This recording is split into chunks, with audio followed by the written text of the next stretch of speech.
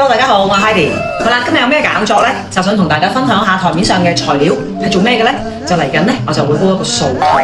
咁其實識我人都知道啦，咁我係定期呢有食素嘅習慣。分享下入邊有咩材料好冇？首先就係呢一個雞松茸，然之後呢腰果啦，腰果都好重要。如果你想甜啲嘅話，可以擺多啲嘅。咁同埋呢一個合桃啦，仲有蟲草花。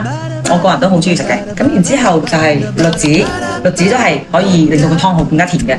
咁啊有杞子啦、紅棗啦，咁而家仲有黑豆、羊肚菌，因為我都幾中意食嘅，佢個口感都唔錯。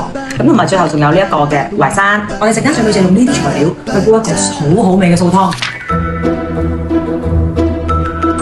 講解完材料之後咧，而家真係入廚房煲湯啦。其實材料咧係需要浸嘅喎。咁我哋先浸咗佢腍腍地先啦，然之後就可以放落去。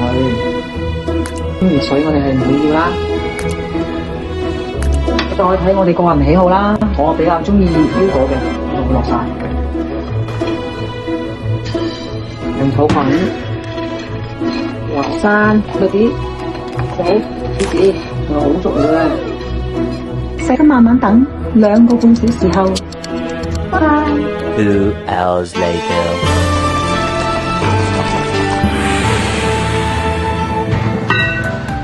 哇！咁快靚湯已經煲好啦，飲湯啦大家。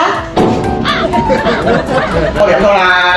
哇！呢個湯真係正，真係。你睇啲料，你睇啲料，幾有料，唔係普通料，係好有料啊！哇！好甜。